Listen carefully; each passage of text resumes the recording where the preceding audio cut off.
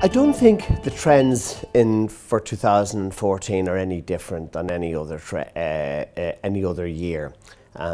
Look, at the start of every year, everybody tries and looks to see where they will make money. But at the core of everything is trying to make a risk-adjusted return.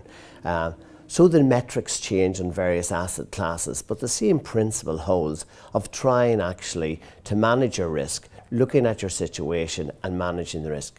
Right at the moment, if I was to be very specific of 2014 from an Irish investor's viewpoint, deposit rates are edging downwards. They have come a long way down from the days of paying 4.5% to 5% on Irish deposits, which meant that Irish investors, very studiously placed the money with Irish banks or indeed international banks.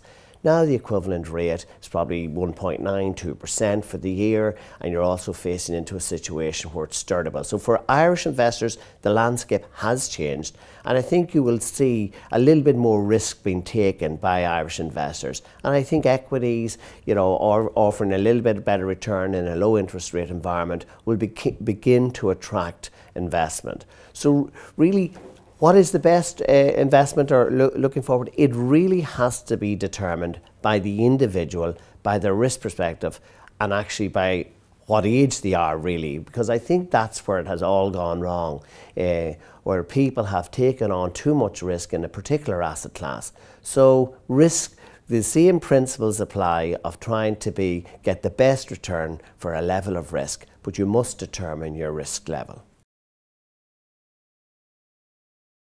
I think we all look for big opportunities, but the reality is that it's building franchises and building business rests to be the opportunity.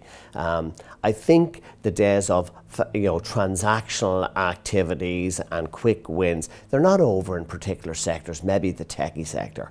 But I think banking financial services has proven, if anyone needed to prove it over the last number of years, that building a franchise, building a trust is where value will be created. In 1987, Gandon was set up as a greenfield operation. I would see, if we were starting again, that today Ireland needs a greenfield financial institution. Because too many of us, and to a lesser extent, we in Investec have only a very small legacy issue.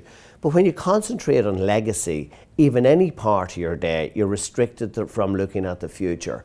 So if you look at all the other financial institutions in Ireland, the need for something new, for something that doesn't have legacy, I think is crying out for an opportunity, but it will take brave people and great investors to come into it. There have been signs that there's a lot of foreign investment capital, both for property investment in Ireland, but also for financial institutions when you look at the Bank of Ireland situation.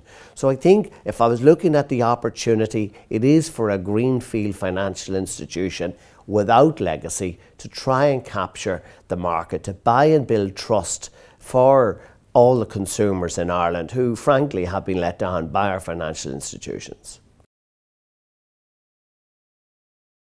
I actually think the chances of that happening soon are reasonable.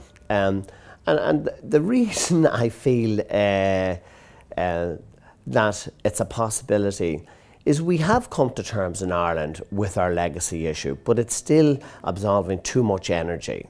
So when your problems are flat or static or not growing, you do have a chance to look forward. You do have to think of what would be the next big investment that would be made. So I do think that the policymakers and I think people with ambition will actually begin to look at that possibility in 2014.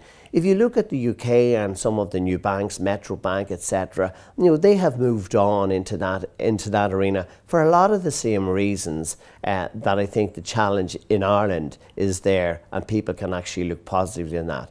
Also, I think Ireland, because it's exiting the bailout, is very positively received in terms of the international markets. So it's a coming together of the capital, it's a coming together with the people, and I think it's a coming together with ambition.